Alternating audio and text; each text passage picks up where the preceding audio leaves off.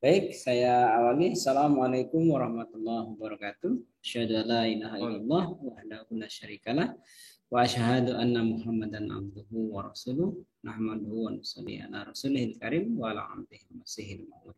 Allahumma shalli ala Muhammadin wa ala ali Muhammadin kama shallaita ala Ibrahim wa ala ali Ibrahim innaka Hamidum Majid. Nah, adik-adik sekalian, para peserta KPA 2022 yang dirahmati Allah Subhanahu wa taala. Sebelum menyampaikan materi mengenai pengorbanan bab yang pertama yaitu ruh pengorbanan, perkenalkan nama Bapak adalah Ismail Firdaus, asli Sukabumi ya, tepatnya di asal jemaat cabang Citalahap.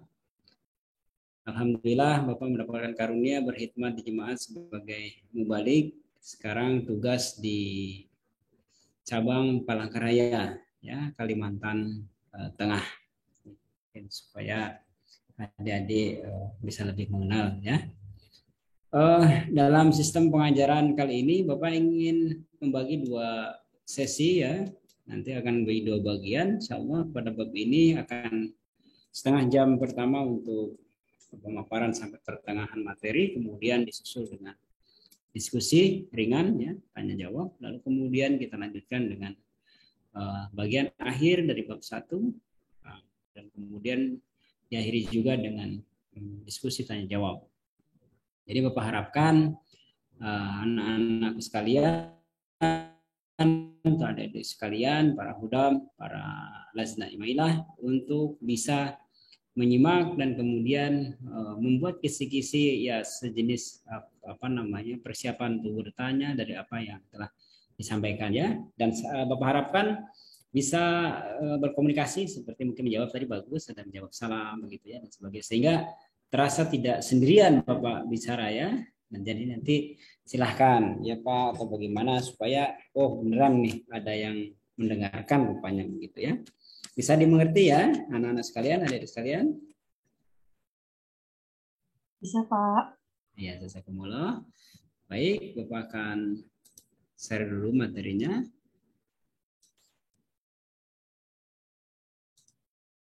Oke, terlihat materinya? Oh, kalau itu kecil ya. Kalau kecil, dulu Bapak ulang dulu. Ini terlalu kecil nampaknya. Sebentar. Sebentar, ada sedikit.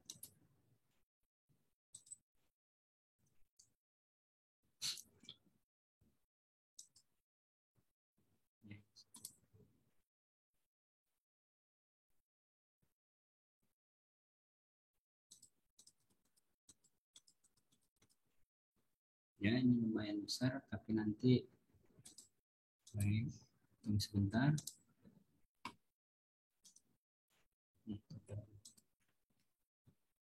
Baik, kita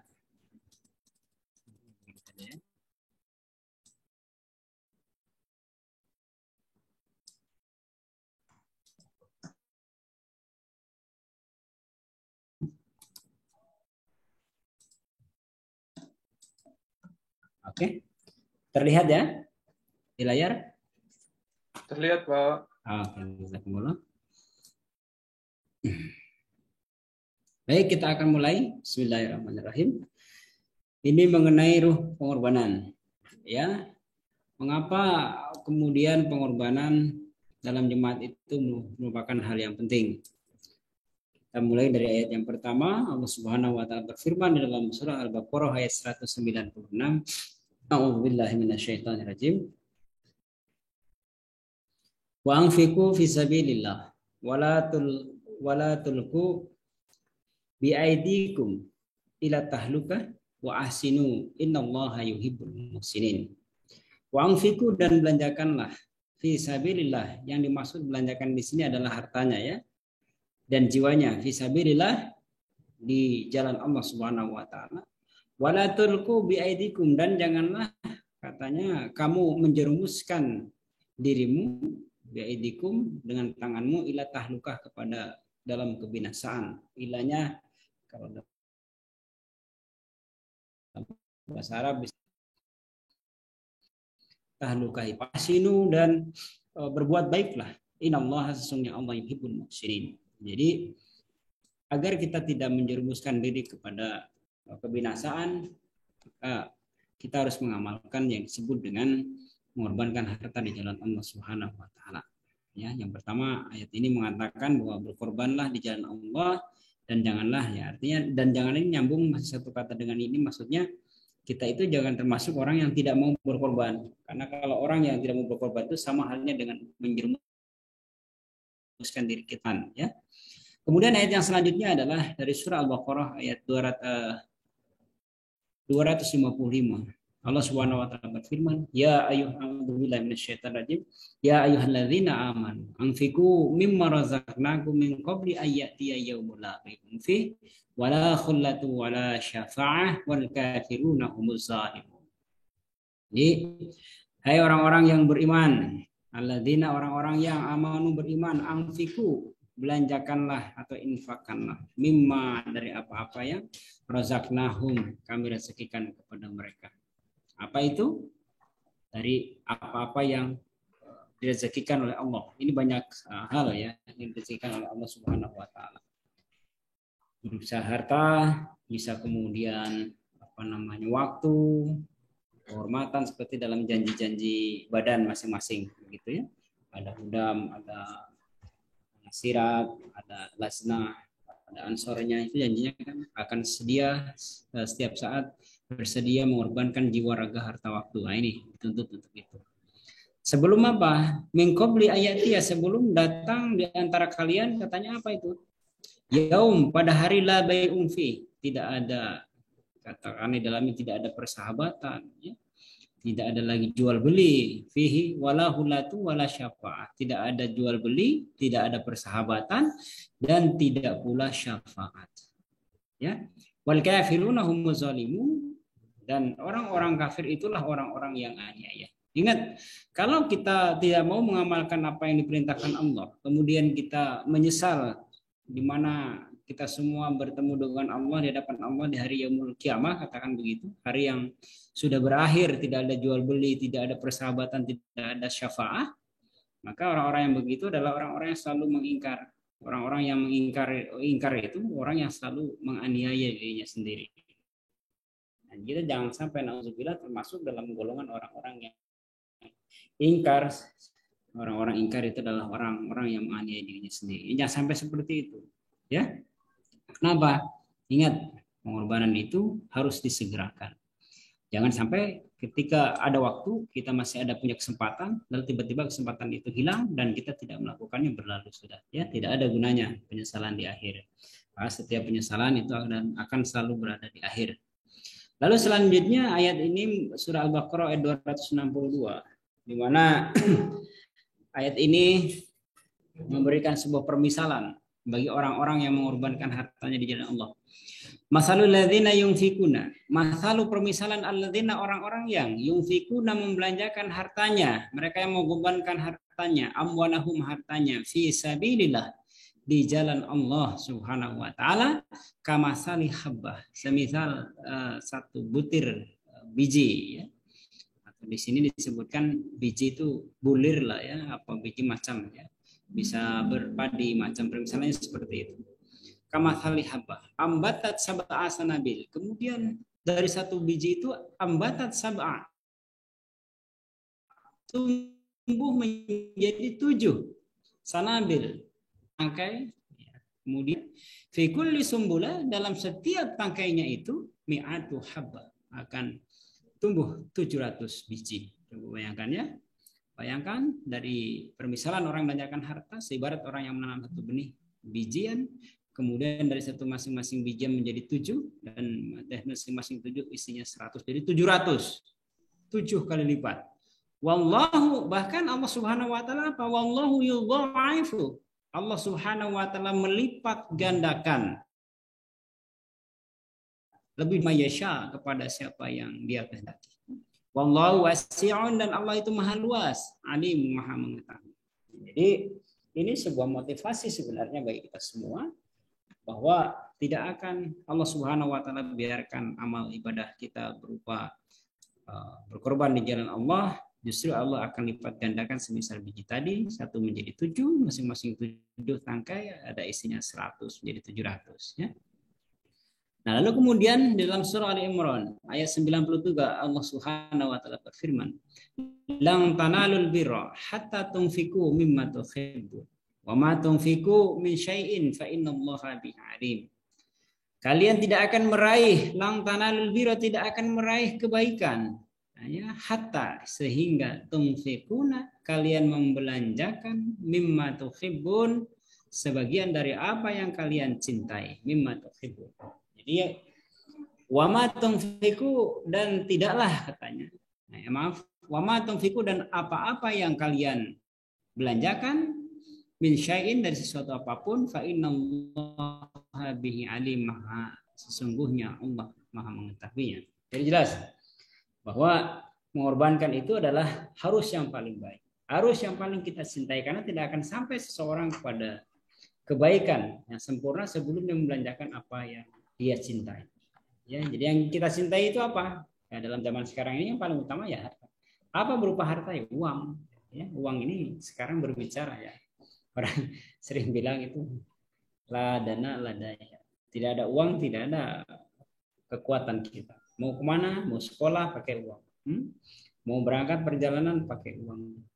Mau beli makan beras, beli beras pakai uang. Mau kuliah bayar pakai uang. Semuanya pakai uang. Nah, tentu ini yang paling kita cintai, dan ini yang harus kita belanjakan di jalan Allah Subhanahu wa taala. Ya. Ini ada satu cerita ya di masa-masa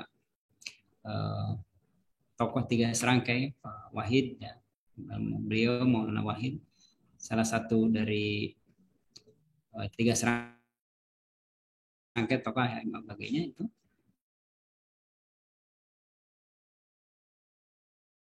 Beliau adalah sebagai mubalik. Ketika jangan itu tidak zaman sekarang ya, ada khusus. Kalau dulu mubalik suruh bisnis, cari nafkah sendiri, cari tunjangan sendiri, walaupun ada dari jemaat, tapi tidak sepenuhnya ya boleh berbisnis.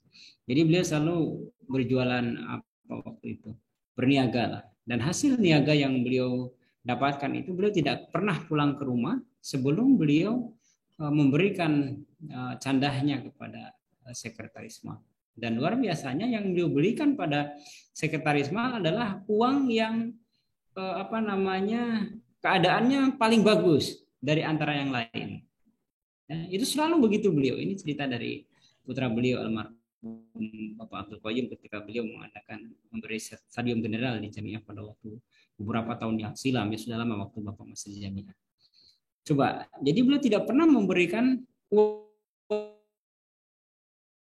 uangnya itu yang lusuh, yang paling bagus di antara yang bagus, ya, di antara semua yang.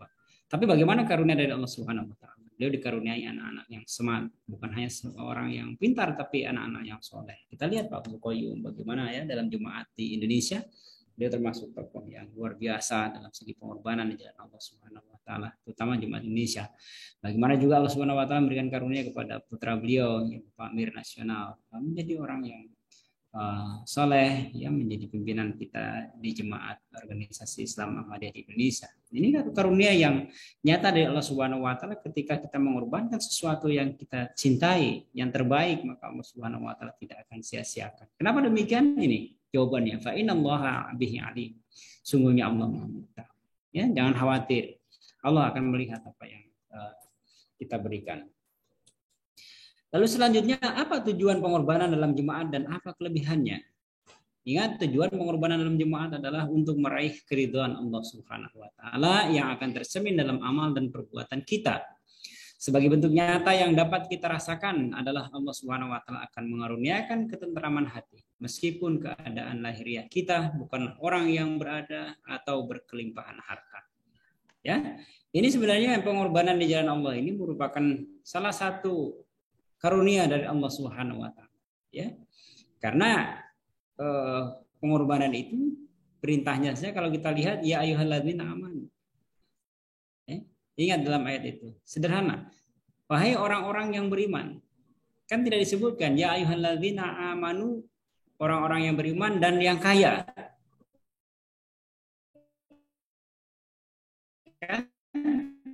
Ditujukan kepada orang yang kaya saja, tetapi kepada seluruh umat manusia mendapatkan hak peluang yang sama untuk meraih berkat-berkat daripada pengorbanan. Jadi suatu karunia sebenarnya bagi kita mendapatkan peluang untuk bisa berkorban di jalan Allah Subhanahu wa taala. Karena ketakwaan, karena kemuliaan di sisi Allah Subhanahu wa taala itu barometernya, ukurannya bukan orang-orang yang kaya, bukan orang-orang yang dari keturunan darah biru, bukan. Allah Subhanahu wa taala berfirman, "Inna akramakum indallahi atqakum." Orang yang paling mulia di sisi Allah Subhanahu wa taala orang yang paling bertakwa. Orang yang bertakwa orang bagaimana? Orang yang berusaha ya mengamalkan perintah Allah Subhanahu wa taala. Begitu dengan semaksimal mungkin.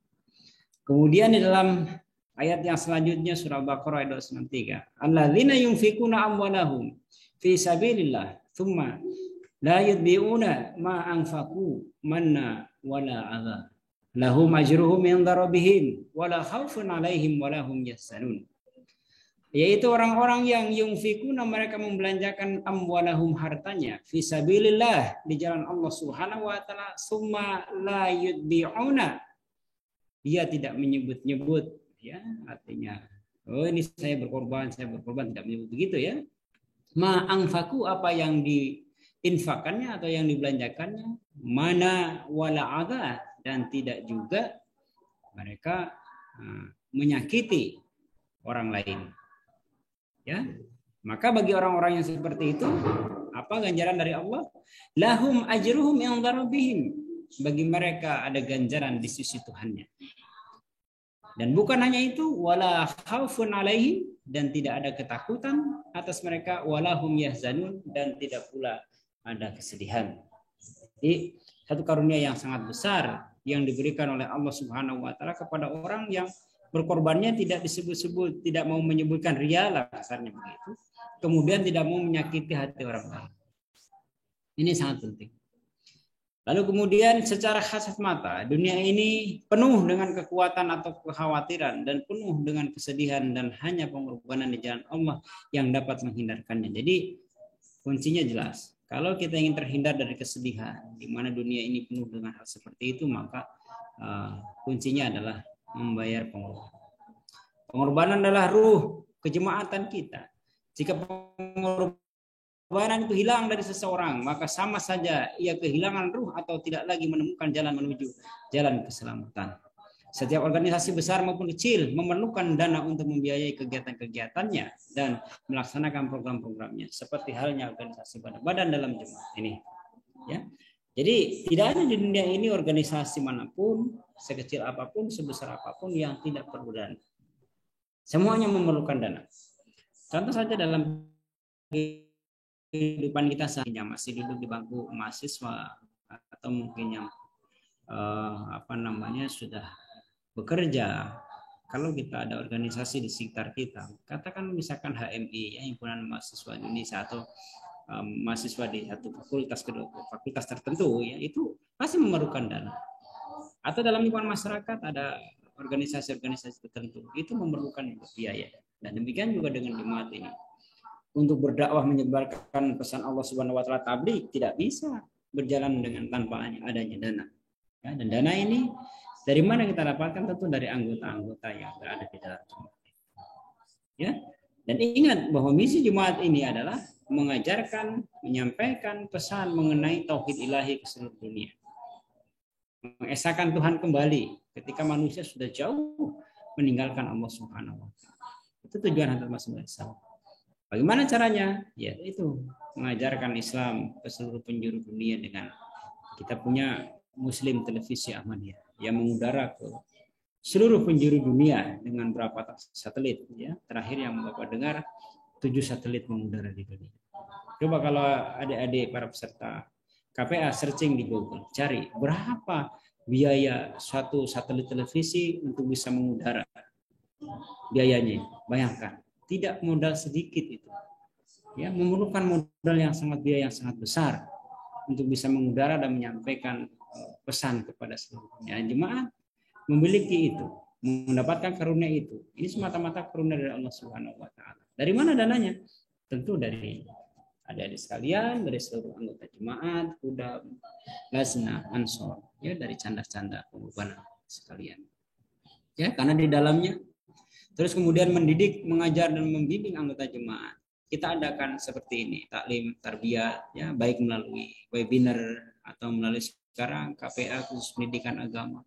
Tidak mungkin bisa terlaksana kalau tidak ada dananya. Membeli kuota, ya, adik-adik sekalian dengan susah payah membeli kuota untuk bisa menyaksikan, mengikuti KPA, terus mengorbankan lagi waktu, mana siangnya dari pagi sampai sore kerja berat, ya kan? Malam mesti mendengarkan lagi ceramah pelajaran KPA dari Pak Mubali, begitu. Itu bisa dibayangkan. Ini pengorbanan yang sangat sulit. Ya, ini pengorbanan. Ya, bukan hanya harta yang dituntut, coba waktu juga. Harusnya jam segini istirahat, tapi ini mendengarkan pelajaran dan sebagainya, ya. Atau yang biasanya mungkin ya katakanlah ada hiburan-hiburan lain, tapi harus juga mendengarkan ceramah lagi. Ini satu hal yang sangat sulit. Dan ini luar biasa, ya. Kemudian menyantuni, menolong orang lain, kita punya HF, ya, humanity first. Ya, itu dari mana? Dananya supaya kita bisa menghikmati kemanusiaan. Ya, dari anggota jemaat sendiri. Ya. Baik, mari kita lihat dalam sabda Rasulullah SAW mengenai pengorbanan. Hadrat Abu Hurairah radhiyallahu anhu meriwayatkan, sebagaimana Nabi Muhammad SAW menyatakan bahwa Allah Taala berfirman, hai anak Adam, belanjakanlah dengan ikhlas, Allah akan membelanjai atau menjamin engkau. Ingat, kalau niat kita, ya, membelanjakan harta itu dengan ikhlas, maka Allah Subhanahu Wa Taala akan memenuhi kebutuhan kita. Ini sabda Rasulullah SAW. Setiap pagi 2 malaikat turun. Salah satu dari mereka berkata, ya Allah, limpahkanlah balasan yang baik atas orang-orang yang membelanjakan hartanya. Subhanallah, ya. Jadi malaikat setiap pagi turun 2 orang. Yang pertama mendoakan kepada orang-orang yang membelanjakan hartanya, ya Allah, limpahkanlah balasan yang baik atas orang yang membelanjakan hartanya. Malaikat yang kedua mendoakan, berkata, ya Allah, binasakanlah harta orang-orang yang kikir. Kita mau pilih mana? Tentu kita akan memilih yang terbaik. Karena dengan membelanjakan harta bukan makin hilang hartanya, justru makin bertambah seperti janji Allah tadi, masalul ladzina yunfikuna amwalahum fi sabilillahi kamasalih habba ambatat sab'a sanabil. Ya, ini sudah berlipat ganda, didoakan lagi oleh malaikat. Kalau kita tidak membelanjakan harta, coba bayangkan. Sudahlah, kita tidak tahu jaminan harta itu akan berada di tangan kita atau tidak. Malah justru malaikat mendoakan, ya Allah, binasakanlah harta orang-orang yang kikir. Sebagai manusia yang memiliki akal, tentu kita akan memilih yang nomor satu.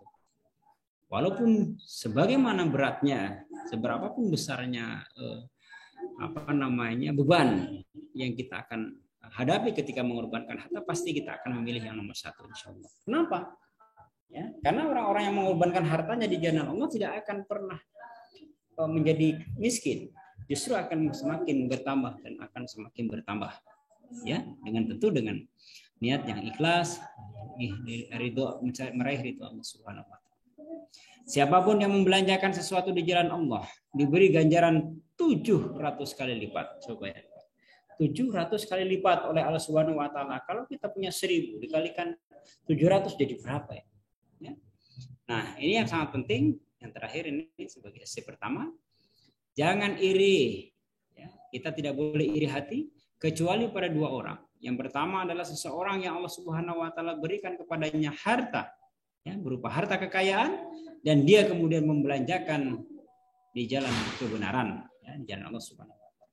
Lalu yang kedua adalah seseorang yang kepadanya Allah Subhanahu Wa Taala berikan ilmu, hikmah, dan pemahaman yang mendalam, yang dengannya dia memutuskan dengan adil di antara manusia dan mengajari mereka. Artinya memanfaatkan ilmunya. Jadi ini harus dipegang. 2 hal, ya, yang boleh kita iri dalam kehidupan ini.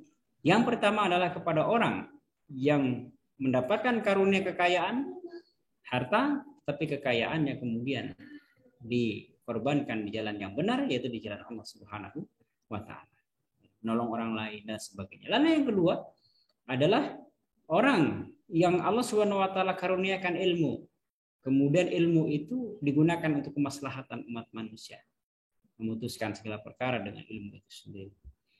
Keluar dari itu, Rasulullah Shallallahu Alaihi Wasallam tidak melarang orang iri hati kepada hal yang di luar itu. Ya, jadi para peserta KPA yang dirahmati Allah Subhanahu Wa Taala, untuk sesi pertama Bapak cukupkan dulu sampai di sini. Nanti kita sambung lagi untuk sesi yang kedua setelah tanya jawab ya. Silahkan adik-adik ada yang mungkin mau bertanya, silahkan. Biar kesannya tidak Bapak aja yang bicara ya. Jadi adik-adik juga sambil ada timbal balik kita diskusi bersama ya. Silahkan. Atau mungkin ada menambahkan pengalaman pernah mengalami balasan dari Allah Subhanahu Wa Taala dari ayat yang masalul ladina tadi, kemudian Allah lipat gandakan. Pak Beli, saya pernah mungkin merasakan, silahkan bercerita ya. Silahkan. Bapak buka sesi diskusi. Ada yang mau bertanya?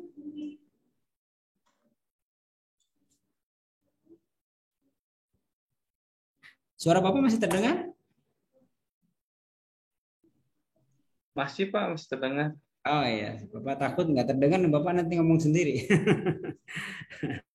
Silakan. Ada yang mau nanya? Bapak kasih waktu 2 menit, 3-5 menit, Pak. Sebelum melanjutkan pada sabda-sabda Hadrat Masih Salam. Oh, di kolom chat ya, baik. Ini dari 277 22783 22783. Assalamualaikum, bertanya Pak, jika ada anggota yang mata pencariannya itu petani dan membayar canda saat panen 3 bulan sekali, apakah masih tergolong dawam? Ya, baik. Ya, memang sebenarnya yang dimaksud dengan dawam itu sebenarnya kalau dari kata canda itu sendiri kan can itu bulanan ya. Ya, itu dawam, termasuknya dawam karena memang yang namanya canda itu sesuai dengan penghasilannya. Misalkan ada yang penghasilannya per bulan, ya berikanlah candanya per bulan. Ada yang mungkin petani musiman Pak, baru 3 bulan baru panen, baru musim, itu juga termasuk dawam. Ya, itu masih termasuk dawam. Ya. Bisa difahami? Nah, ini ada lagi pertanyaan dari 27062. 27062, Bapak tulis dulu ya. Kalau membayar canda tapi tidak sesuai dengan penghasilan karena kondisi, itu bagaimana Pak? Mohon penjelasannya. Baik. Jadi maksudnya kalau membayar canda tapi tidak sesuai dengan penghasilan karena kondisi. Baik. Memang dalam hal membayar canda atau pengorbanan itu tentu yang harus dikedepankan yang pertama adalah keikhlasan. Baru kemudian niat yang baik tadi disertai dengan keikhlasan yang tulus, kemudian bertahap. Ya, dan memang tidak semua bisa langsung, ibarat kita sekolah kan tidak langsung bisa kelas 5, kelas 6 kan, dimulai dari kelas 1 dulu, pelan-pelan buat. Nah, tidak apa-apa. Kita mulai pertama walaupun belum sesuai, tapi usahakan tiap bulan sesuai dengan penghasilan kita, atau tiap minggu yang berpenghasilan tiap minggu, nggak apa-apa, terus berikan. Nanti insya Allah dia akan terbiasa. Ya, boleh saja kalau memang kondisinya belum memungkinkan. Artinya pertama kondisi dia belum terbiasa, masih belajar begitu ya. Yang kedua kondisinya jika memang kondisinya mohon maaf biasa dalam membayar canda ini kan, maka saya katakan tadi ketika contoh Pak Mubalik senior kita ya yang sudah dahulu itu beliau dapat penghasilan langsung beliau hitung candanya ya dari penghasilannya itu, kemudian tidak pernah pulang ke rumah sebelum memberikan candanya. Bahkan bukan hanya itu tapi cari yang terbaik dari lembaran-lembaran sampai sedemikian rupa. Masih. Ya. Begitu. Bisa dimengerti? Ya, jadi begitu. Tidak apa-apa, bisa. Nanti bertahap. Setelah belum sesuai, nanti lama-lama akan disesuaikan ya sampai disampaikan. Yang lain, silahkan. Masing-masing peserta sudah mendapatkan juga ya. Masing-masing peserta dapat juga materinya kan dari panitia ya.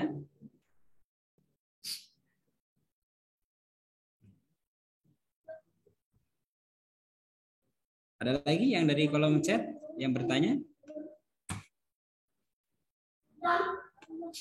Silahkan. Oke, Bapak satu menit lagi untuk bertanya.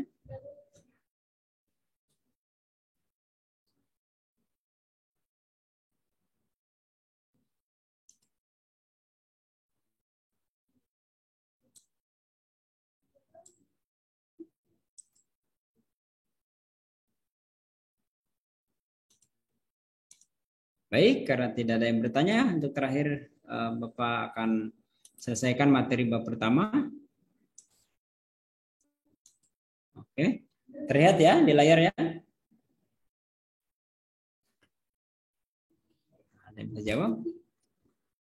Nah, kita lihat sabda Hadrat Masih Maud alaihissalam mengenai pengorbanan. Hadrat Masih Maud alaihissalam bersabda, saat ini adalah waktu yang penuh berkat. Tidak seorang pun sekarang ini diminta untuk mengorbankan hidupnya.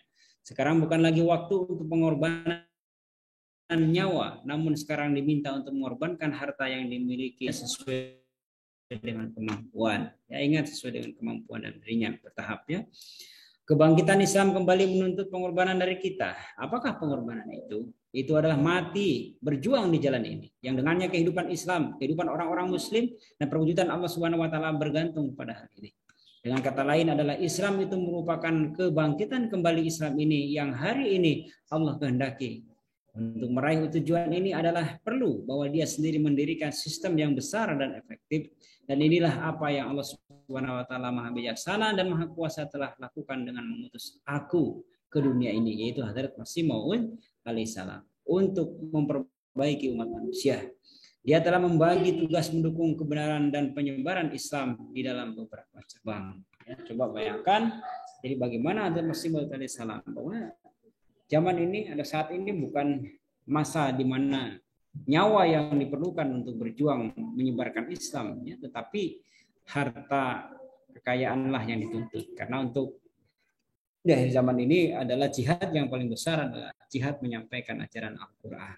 Ya, untuk menyampaikan ajaran Al-Quran seperti Bapak jelaskan tadi, bagaimana salah satu caranya adalah dengan mengudaranya Muslim Televisi Ahmadiyah. Lalu sebelum itu yang lebih awal dari gerakan Tahrir Jadid, ya, dari jawaban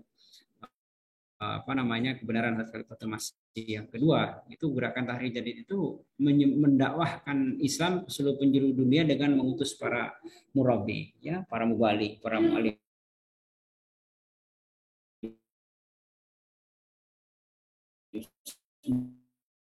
semuanya. Nah, itu dari mana dananya kalau bukan dari kita yang sudah bekerja swingahnya dari situ kita bisa, ya. Kemudian belanjakanlah di jalan Allah itu dari apa yang kalian cintai. Menuju kesolehan adalah sempit, maka ingatlah bahwa tak seorang pun dapat memasukinya dengan membelanjakan barang-barang yang tak berguna dan tak bernilai. Perintah yang jelas adalah kalian tak pernah dapat meraih kebajikan, ya, hingga kalian membelanjakan sebagian dari apa yang kalian cintai. Tadi lam tanalul birra hatta tunfiqu mimma tuhibbun, yaitu yang Bapak di awal tadi sampaikan, ya. Hingga kalian membelanjakan barang-barang yang kalian cintai dan berharga bagi kalian. Kalian tidak dapat meraih derajat menjadi dicintai, ya, menjadi orang yang dicintai oleh Allah Subhanahu Wa Taala jika kalian tidak siap menanggung penderitaan dan meraih kesolehan yang sebenarnya. Bagaimana kalian dapat berharap untuk berhasil? Apakah murid-murid meraih kedudukan mereka tanpa berbuat sesuatu?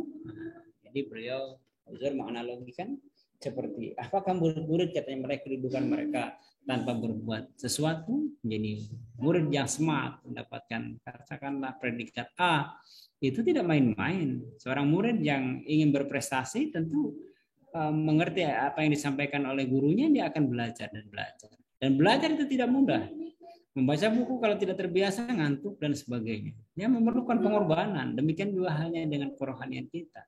Untuk meraih dicintai oleh Allah Subhanahu Wa Taala tentu kita harus berjuang, ya, dengan sekuat tenaga tadi melaksanakan perintah Allah Subhanahu Wa Taala, diantaranya adalah mengorbankan harta di jalan Allah. Lihatlah betapa seseorang harus bekerja dan bersusah payah untuk meraih suatu gelar duniawi. Ya, ingat, seorang harus jadi profesor itu tidak mudah. Jadi mendapatkan gelar dokter itu tidak mudah. Untuk mendapatkan gelar sarjana itu juga tidak mudah. Memerlukan usaha yang gigih dari masing-masing orang. ya, untuk mendapatkan predikat itu. Walaupun itu tidak memberikan kedamaian dan kepuasan yang sebenarnya, katanya secara duniawi. Orang untuk meraih gelar duniawi saja berusaha sedemikian rupa. Walaupun itu katanya tidak memberikan kedamaian dan kepuasan yang sebenarnya. Maka bagaimana mungkin katanya untuk gelar semoga Allah Subhanahu wa taala ridho dengannya, diraih dengan tak ada kesukaran, tidak mungkin. Sehingga Allah ridho kepada apa yang kita lakukan, tidak mungkin itu diraih dengan tanpa berbuat apa-apa, kan tidak mungkin, ya, tidak tanpa berbuat sesuatu, begitu ya. Kemudian selanjutnya dia menyampaikan bahwa sebenarnya bahwa tidak mungkin untuk meraih ridha Allah Subhanahu wa taala yang merupakan sumber kebahagiaan hakiki. Ya, ingat bahwa sebenarnya bahwa tidak mungkin untuk meraih ridha Allah Subhanahu wa taala yang merupakan sumber kebahagiaan hakiki itu hingga seseorang tidak menanggung kesukaran demi kesukaran, ya, kesukaran dengan kesukaran sementara, dan Allah Subhanahu wa taala tidak dapat ditipu. Berbahagialah orang-orang yang tidak menghiraukan kepedihan. Berbahagialah orang-orang yang tidak menghiraukan kepedihan. Berkorban itu pedih, namanya saja berkorban. Ya, korban harta, korban macam itu tidak ada istilah korban itu kemudian tidak sakit. Ya, maka kalau bilang Pak susah di korban, uangnya sedikit macam, ya begitulah. Memang pengorbanan itu sulit. Ya, sakit. Kalau tidak sakit tidak berkorban itu ya. Maksudnya belum merasakan kenikmatannya, begitu. Masih tahap permulaan. Berbahagialah orang-orang yang tidak menghiraukan kepedihan supaya dapat meraih ridhonya, sebab itu hanyalah penderitaan sementara saja hingga orang beriman dianugerahi cahaya kegembiraan abadi dan kenikmatan. Ya, kita bisa buktikan, mungkin adik-adik sekalian para peserta KPA juga punya pengalaman dalam pengorbanan ini. Bukan hanya di akhirat nanti dibalas oleh Allah Subhanahu wa taala, bahkan di dunia ini akan dibalas oleh Allah Subhanahu wa taala. Kita sering mendengar uzur kalau sedang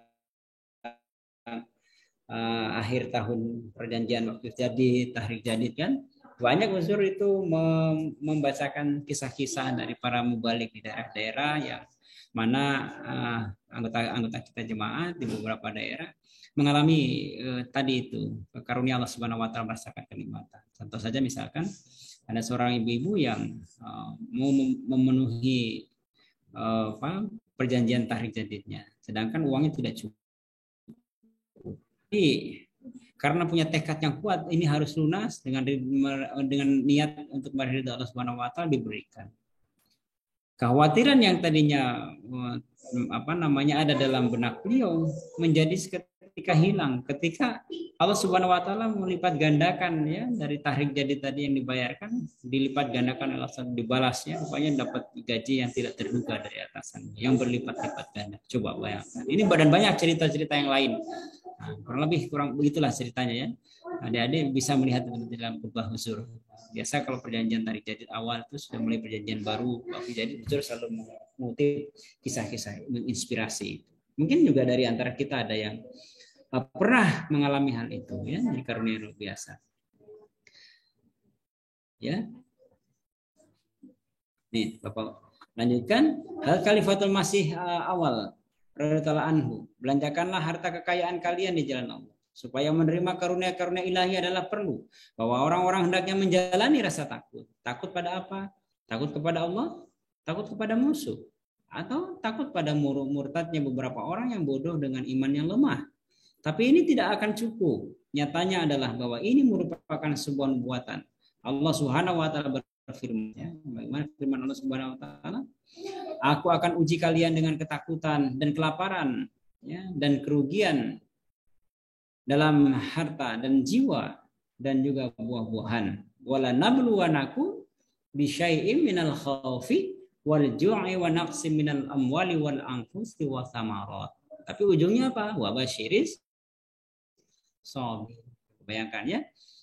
Lapar juga datang dari puasa. Maka ayat ini memberitahu kepada kita untuk menjaga puasa atau membelanjakan bagi begitu banyak harta dengan cara sedekah dan derma hingga kalian mencapai tahap kelaparan.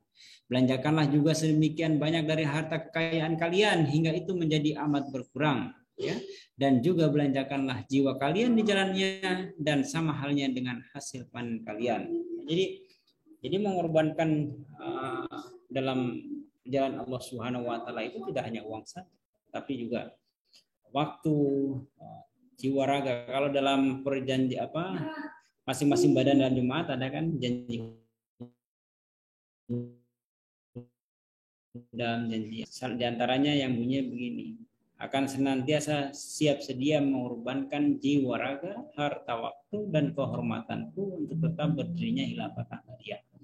Ingat bahwa tujuan jemaat tadi mengajarkan membawa manusia kepada Tuhan yang satu, yaitu ajaran tauhid ilahi yang sekarang sudah terkikis ya, di mana orang sudah cinta harta, orang sudah mengesampingkan Allah Subhanahu wa taala dan sebagainya. Itu. Belanjakanlah harta kekayaan sebagai alam kecil kayaknya, sebagai alam kecil. Manusia memerlukan seorang raja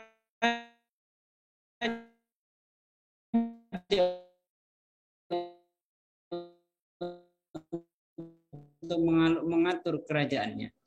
Bahwa seseorang beriman hendaknya mencari naungan terhadap keraguan-raguan dan godaan-godaan yang tersembunyi yang menariknya mundur dan menjadi penghalang dalam kemajuannya.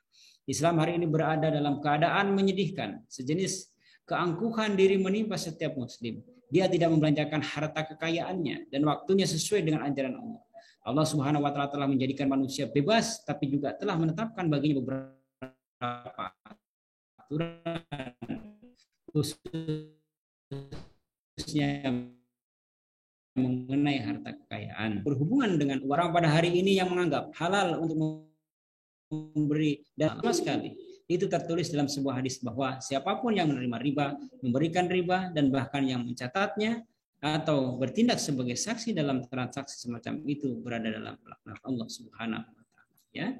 Jadi jelas apa yang diberikan jalan Allah Subhanahu wa taala itu harus ada hal-hal yang baik, ya, rezeki yang baik. Dan mengenai riba, Uzur menyinggung bahwa itu adalah hal yang tidak baik dan Allah Subhanahu wa taala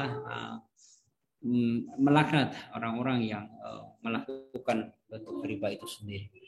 Aku dengan ini memenuhi kewajibanku, menyampaikan pesan kepada kalian. Aku tidak peduli sama sekali dengan kalian. Semua yang aku kehendaki adalah bahwa kalian hendaknya menjadi milik Allah. Perbaikilah diri kalian sendiri. Semoga Allah Subhanahu wa taala memberikan kemampuan kepada kalian. Amin. Ya, jadi tujuan Hadrat Masih Maud alaihi salam adalah mengingatkan kita semua, ya, memberikan kabar suka kepada kita semua akan karunia Allah Subhanahu wa taala yang bisa kita raih dengan jalan mengikuti perintah Allah Subhanahu wa taala. Di antaranya adalah membelanjakan harta. Dan Huzur tidak menginginkan kita terjebak ya tadi dengan keangkuhan, kesombongan, ya, tidak mau dalam berkorban di jalan Allah Subhanahu wa taala. Huzur menyampaikan, Huzur yang kedua, ada Khalifatul Masih Asani, ya, radhiyallahu anhu.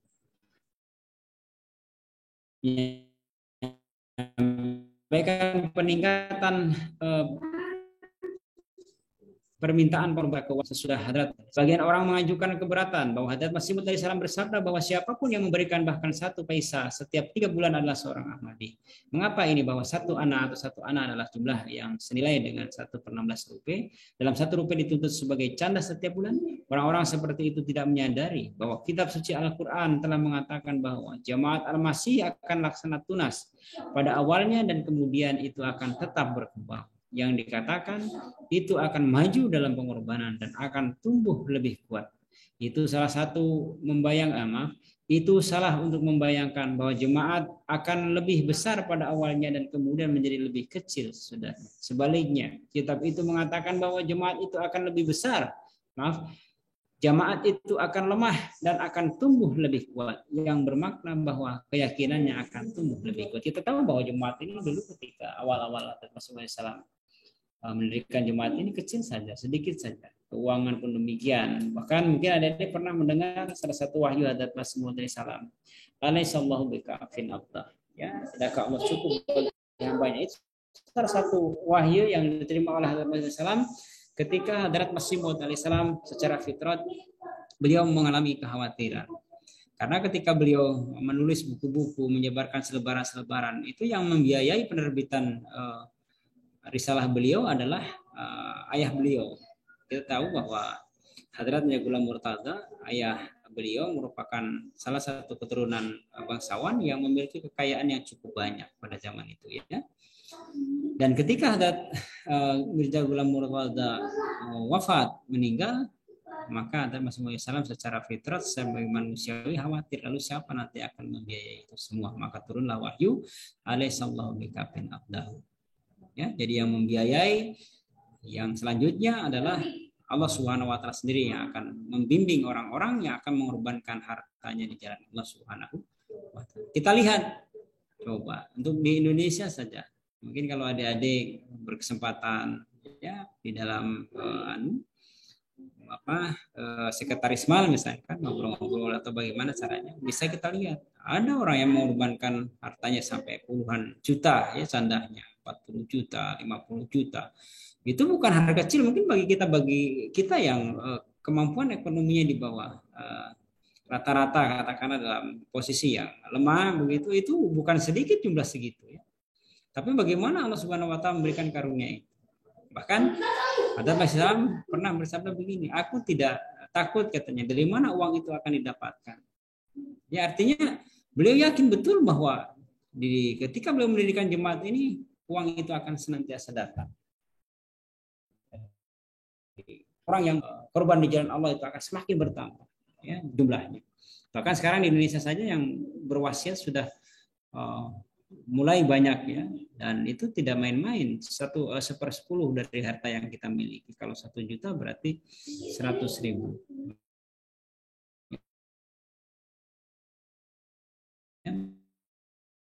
Yang terakhir yang ingin Bapak sampaikan adalah yang ada sabda Khalifatul Masih yang kelima, nanti ada sekalian bisa baca ya, baca sendiri. Nah ini Hadrat Khalifatul Masih yang kelima Ayatullah Ta'ala bin Asrul Aziz, beliau menyampaikan, jagalah urusan-urusan kalian Subhanahu wa taala bersih dan jujur. Jika kalian memperoleh penghasilan atau pendapatan sesudah anggaran atau budget dituliskan, kalian seharusnya tidak harus membayar sesuai dengan anggaran tersebut yang sudah dituliskan. Bahkan kalian harus membayar sesuai dengan berkat-berkat yang Allah Subhanahu wa taala limpahkan kepada kalian. Jika urusan-urusan kita dengan Allah Subhanahu wa taala jujur, Allah Subhanahu wa taala yang adalah Maha mendengar dan Maha mengetahui akan mendengar semua doa-doa kita lebih banyak lagi. Dan jika ada sesuatu yang kita perlukan untuk zaman ini dan bagi diri kita, itu adalah kasih sayang dan berkat-berkat Allah Subhanahu wa taala. Dan doa-doa yang mendapatkan pengabulan di ambang pintunya. Maka saya meminta kalian bahwa agar doa-doa kalian dikabulkan oleh Allah Subhanahu wa taala, itu penting bahwa kalian menjaga urusan-urusan kalian dengan Allah Subhanahu wa taala dengan sejujur-jujurnya. Ya, maksudnya begini.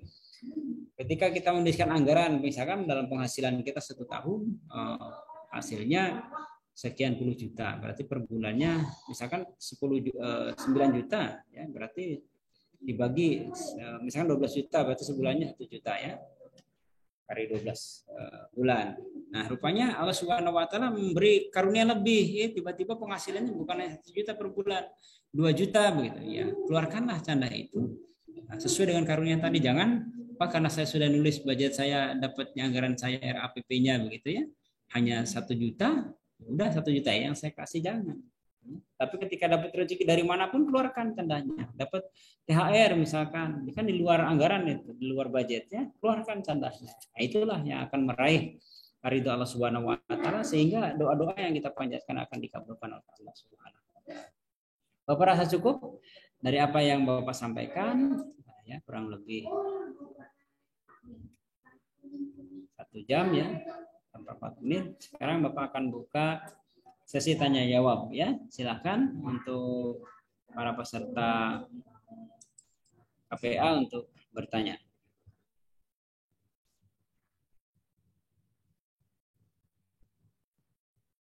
Ini ada di kolom chat dari 23151. Bapak buka sebentar. Ini jawabannya di atasnya. Oke. Bapak buka kolom chatnya dulu ya. Masih terdengar suara Bapak, adik-adik sekalian, para peserta? Masih, Pak. Oke, siap ya. Masih setia nampaknya. Bapak ini nggak biasa di Zoom, jadi agak bingung ini suara Bapak sendirian. Jangan-jangan Bapak ini ngomong sendiri begitu. Baik, ini dari Nongki Hanif. Mohon maaf, bisa diinformasikan Nongki Hanif nomor aibnya saya?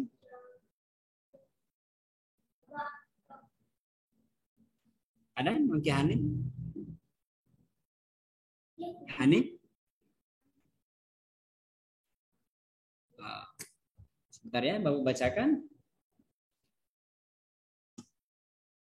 Dalam sistem pembayaran canda kan berlaku untuk 1 bulan. Apakah saya membayarkan di tanggal 15 berarti mendapatkan hanya dihitung dari tanggal 1 sampai 15. Nah, untuk tanggal 16 sampai 30 itu bagaimana ya, Pak? Begini, kalau tidak salah sistemnya sekarang justru malah sampai akhir bulan, dari tanggal 1 sampai akhir bulan. Sampai tanggal 30 itu masih terhitung 1 bulan.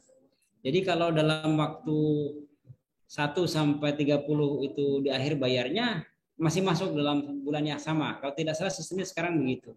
Nah, kalaupun yang ini 1 sampai 15. Nah, untuk tanggal 16 sampai 30 itu bagaimana ya, Pak? Tidak apa-apa, ya. Bayarkan saja, nanti sistem bisa mengatur dengan otomatis itu. Nah, yang sekarang itu yang Bapak tahu justru dari tanggal 1 sampai tanggal 30 itu akhirnya. Nah, nanti kalau bayar di bulan April untuk bulan selanjutnya di bulan Mei misalkan, April Mei ya, itu nanti direkapnya masuk ke bulan April. Nah, kalau bagi yang sudah wasiat biasanya kalau dia nunggak dia harus bayar dulu itu kalau yang wasiat ya. Tidak bisa dikosong kalau wasiat itu. Jadi harus terus mengisi. Biasanya ada tagihannya itu sekian bulan belum bayar, apa masalahnya kan. Itu biasanya begitu untuk Mas Hanif ya. Nah, kemudian untuk 23151 dari Niki ya. Assalamualaikum, Pak, izin bertanya, apakah boleh kalau bayar canda yang harusnya per bulan bayarnya langsung semuanya di akhir tahun saja? Sebagusnya jangan, ya, karena biasanya tidak sulit itu di sistemnya. Ya, kalau mungkin saya mohon maaf dia terkendala karena jauh dari pengurus, tidak bisa transfer dan tidak artinya sama sekali tidak bisa berbuat apa-apa lah. Uang itu hanya bisa di tangan begitu ya, tidak jadi soal sebenarnya, dirapel ya, disimpan uangnya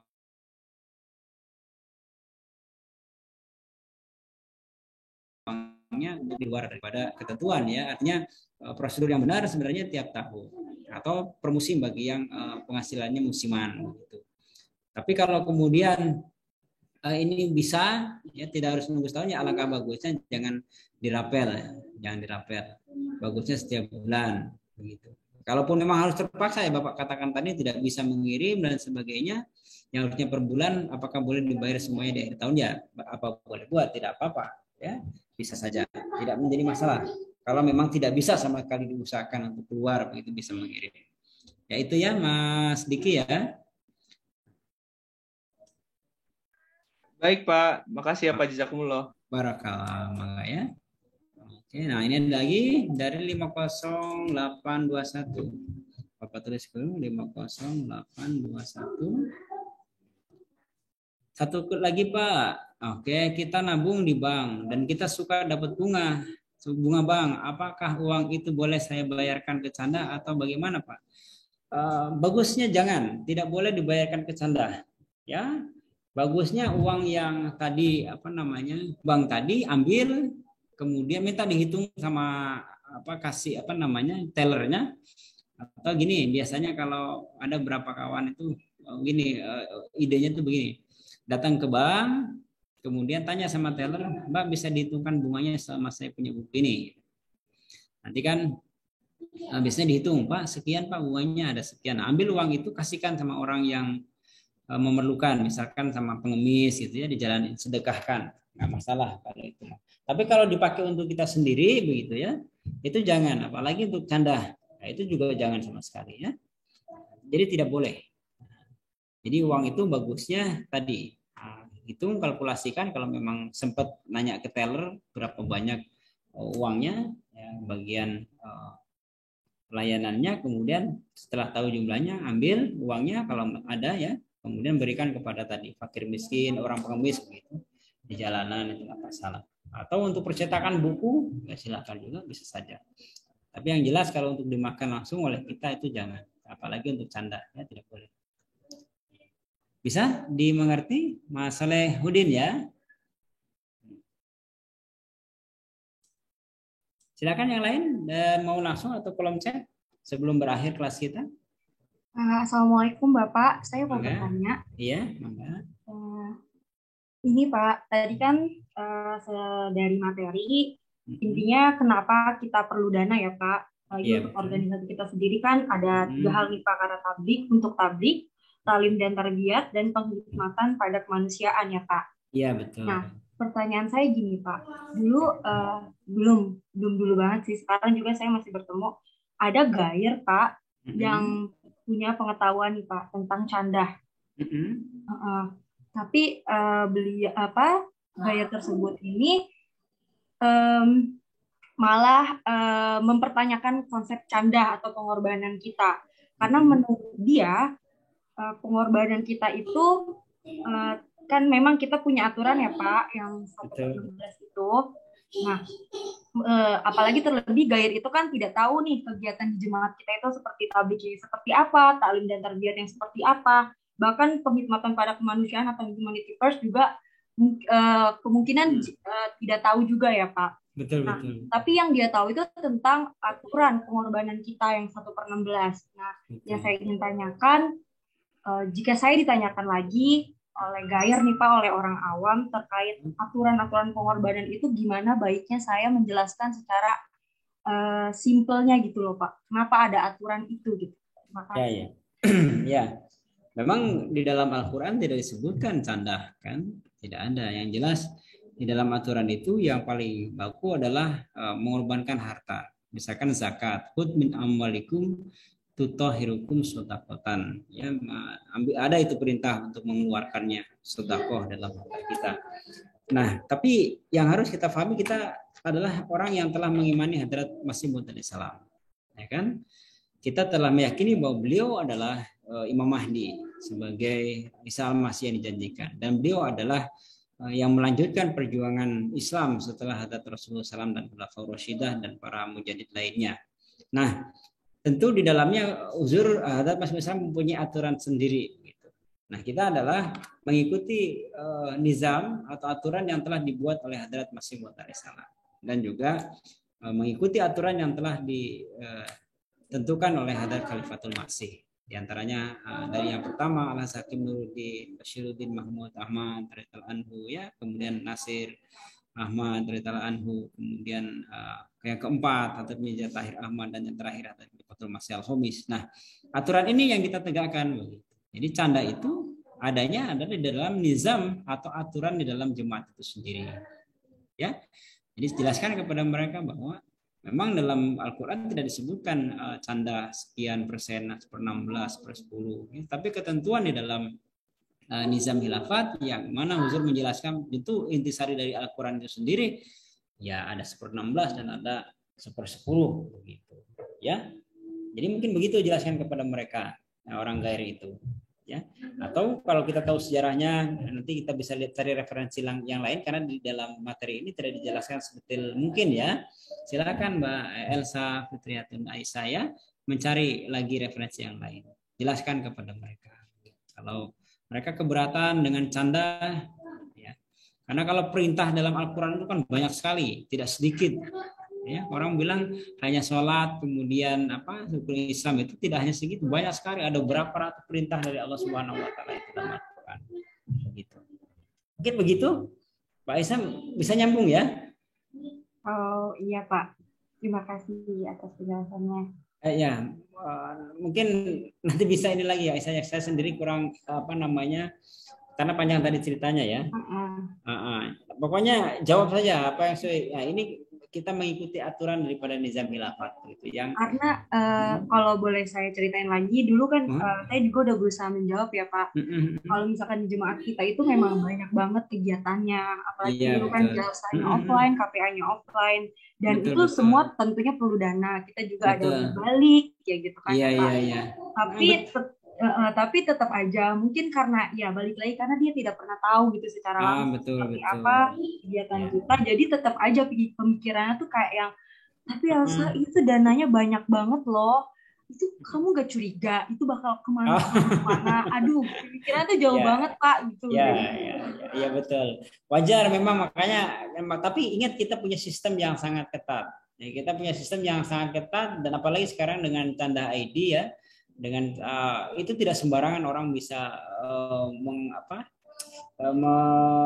menggelapkan dana kita. Mungkin dulu waktu ketika belum tanda ID itu banyak ya kecolongan, tapi insya Allah dengan metode sekarang ini tanda ID dan pengawasannya ketat, itu sangat kecil sekali untuk terjadi kecurangan di dalam itu. Jadi tidak perlu suuzon ya, artinya tidak perlu kita bersangka khawatir. Insya Allah tidak akan itu terjadi. Ya karena pasti kan ada audit juga, ada laporan tiap bulan, sedetail sekecil apapun pengeluaran itu ada pertanggungjawabannya. Ya, insya Allah itu.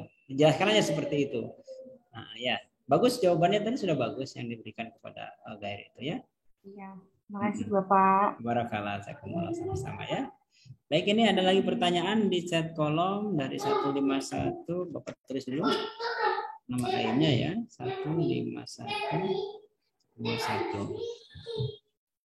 Assalamualaikum Pak, saya mau bertanya, apabila kita menang door prize atau bahkan nemu uang di jalan, apakah boleh dicandakan? Soalnya saya selalu dengar kalau dapat uang dicandahin. Ya, memang kalau dapat uang dicandahin, terutama uang yang dapatnya dengan cara yang baik ya, dengan cara yang tadi kan lan tanalul birra hatta tunfiqu mimma tuhibbun, ya, yang dicintai.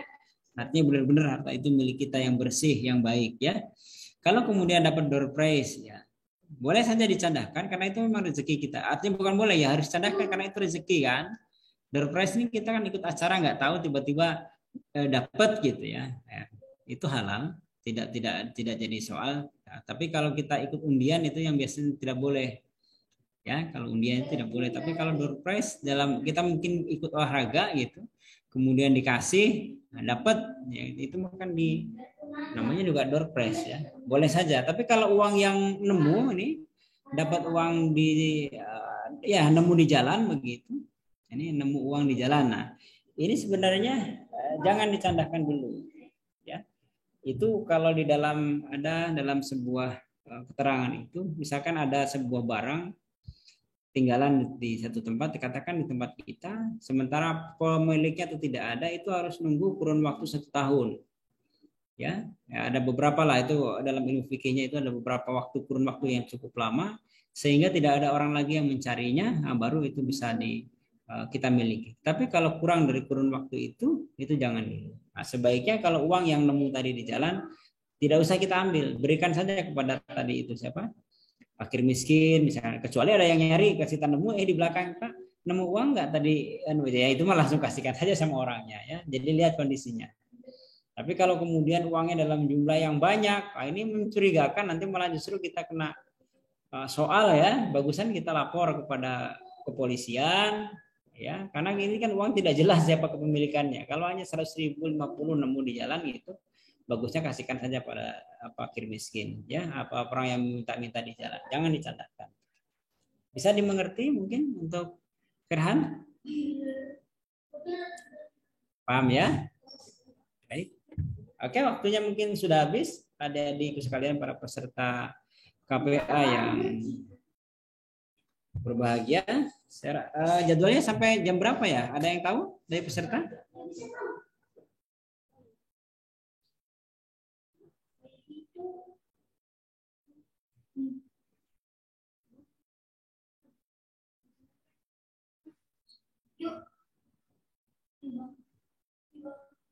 Nah, ini terakhir ada jawab pertanyaan.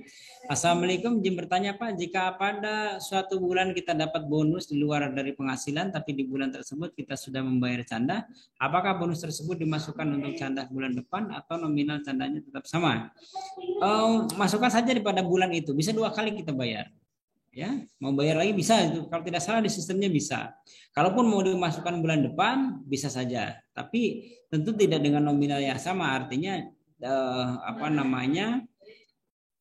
bonus ditambah dengan gaji pokok yang kemarin kita bulan itu dapat, jadi double.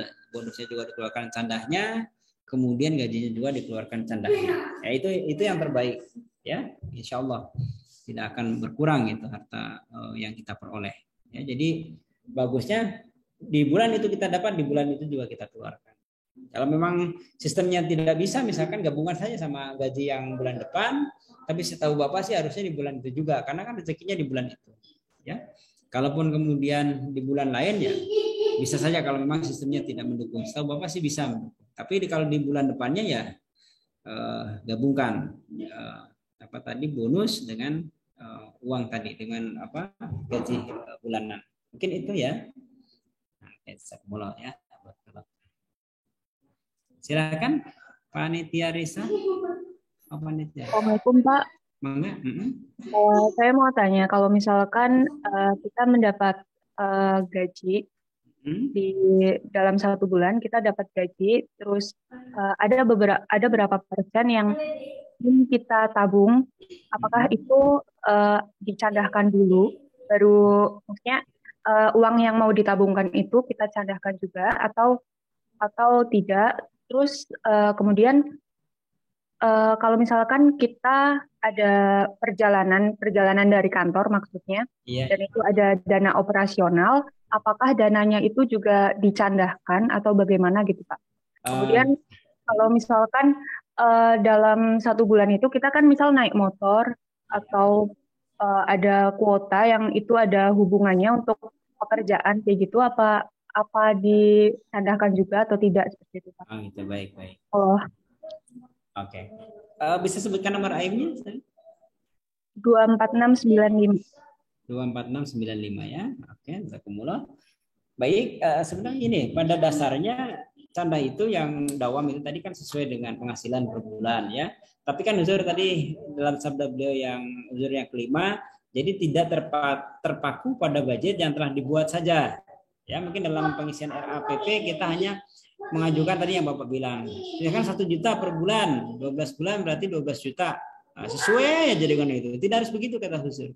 Jadi sesuai dengan bertambahnya berkah-berkah dari Allah Ta'ala. Rupanya tadi dapat bonus, dapat apa saja, itu keluarkan canda. Nah, setelah dikeluarkan candanya, silahkan mau ditabung, pokoknya harus dicandahkan dulu, baru simpanlah yang bersih untuk kita. Nah, kalau kemudian tabungan itu nanti suatu saat rupanya memenuhi nisab zakat, itu lain lagi nanti dalam pertemuan bab kedua akan kita bahas, ya harus juga dikeluarkan zakatnya karena sudah mengendap selama 1 tahun dengan ketentuan tersendiri nanti. Jadi tetap keluarkan caranya. Nah, kalau kemudian dari tadi uang kendaraan ya maksudnya kalau kan artinya tidak menjadi permasalahan. Oh, nanti ditanyakan sama kantor, ini kok uang transportasinya mahal sekali karena ingin kita keluarkan canda, ya jangan begitu ya. Karena uang canda itu kan bersih dari penghasilan yang kita peroleh gitu ya, itu yang dikeluarkan canda. Kalau seorang bisnismen ya hasil daripada bisnis itu ya yang dikeluarkan candanya begitu ya. Kalau kemudian dari transportasi tadi ya kalau memberatkan jangan. Nanti takutnya kita diaudit malah kena audit kantor, ini lain larinya kemana kan gitu. Itu jadi pertanyaan. Maka ingat garis bawahnya bahwa yang dikorbankan, dicandahkan itu benar-benar uang yang diperoleh dengan cara yang bersih, kemudian yang betul yang paling bagus gitu ya. Tidak banyak nanti menimbulkan pertanyaan dalam diri kita, tanda tanya nih bagaimana begitu. Mungkin begitu. Ada Risa Tahira ya? Ya Pak, jazakumullah Pak. Barakallah. Nah, ini terakhir ini ada lagi yang bertanya, mohon maaf ya sebentar lagi. Hampir 1,5 jam. 22783. Bertanya Pak, apakah pelajar SMA sederajat yang belum mempunyai penghasilan hanya mendapat uang saku harian dari orang tua, apakah boleh ikut dalam pengorbanan al-wasiat? Boleh. Jawabannya boleh. Ya, boleh, silakan ikut al-wasiat. Biasanya itu ada ketentuan, setahu Bapak boleh. Bapak belum pernah melihat dalam regulasinya itu tidak boleh. Boleh saja. Justru malah dari anak-anak para pelajar itu yang mudah diterima. Apa yang diwasiatkan kan nggak ada, minimal kalau dulu ada minimal 500.000 penghasilan. Tapi sekarang saya tahu Bapak boleh. Nah, nanti boleh di cross check kepada pembalik yang lain, kalau Bapak salah bisa diperbaiki ya. Tapi setahu Bapak boleh. Nah, silakan aja, nggak ada masalah ya. Ini dari Aldo ya. Nah, oke, Bapak rasa cukup? Karena mungkin waktunya juga, kasihan juga adik-adik sekalian mungkin juga mau istirahat ya, karena memang waktu kita adalah 1 jam. Atau ada yang lain? Cukup saja ya. Baik, Bapak akhiri, jazakumullah ahsanal jazak kepada para peserta KPA yang dirahmati Allah Subhanahu wa taala atas segala perhatiannya. Mohon maaf mungkin dalam penyampaian ada kata-kata Bapak yang tidak berkenan, mungkin secara tidak sengaja menyinggung perasaan adik-adik sekalian, anak sekalian. Doa Bapak-bapak mudah-mudahan ya kita tarik kesimpulan bahwa pengorbanan ini adalah satu hal karunia yang sangat luar biasa dari Allah yang diberikan kepada kita semua. Ya, mudah-mudahan kita bisa meraih berkat-berkat yang Allah Subhanahu wa taala berikan kepada kita semua ya. Dan ingat ini tidak mudah, ini perlu istiqomah ya, keteguhan hati kita dalam mengamalkannya.